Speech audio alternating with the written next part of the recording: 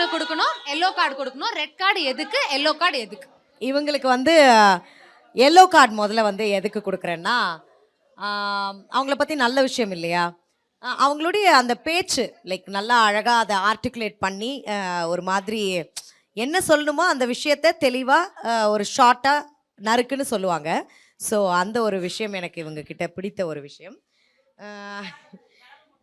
Red card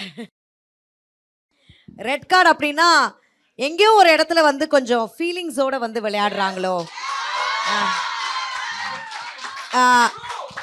இமோஷன்ஸை வச்சு விளையாடுறாங்களோ அப்படிங்கிற ஒரு எண்ணம் வந்து எனக்கு என்னைக்குமே இருந்திருக்கு. அதை நான்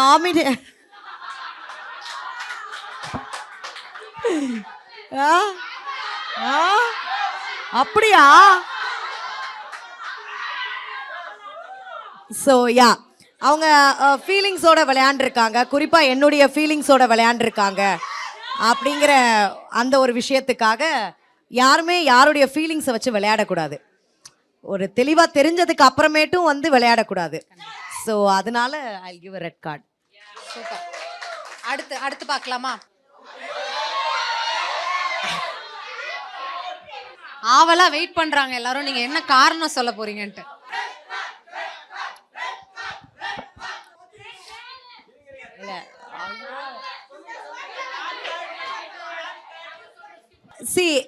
இது வந்து என்னுடைய ஃபேன்ஸ் மீட் அப்படிங்கிறதுனால இந்த இந்த நபருக்கு வந்து என்னுடைய ஃபேன்ஸ் தான் ஆன்சர் பண்ணுவாங்க. I don't want to answer. என்ன சொல்லலாம்னா,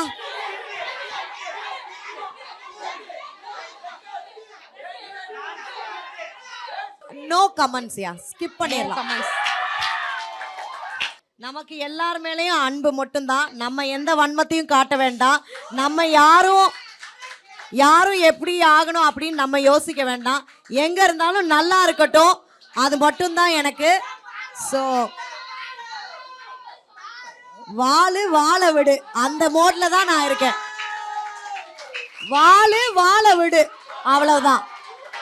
ஸோ நான் அந்த மோட்ல தான் இருக்கேன்.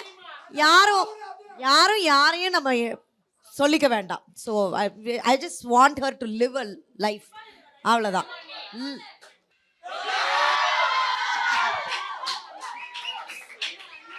அண்ணனுக்கா, எங்க அண்ணனுக்கு நான் வந்து 2 கார்டும் சேர்த்து காட்டுவேன்.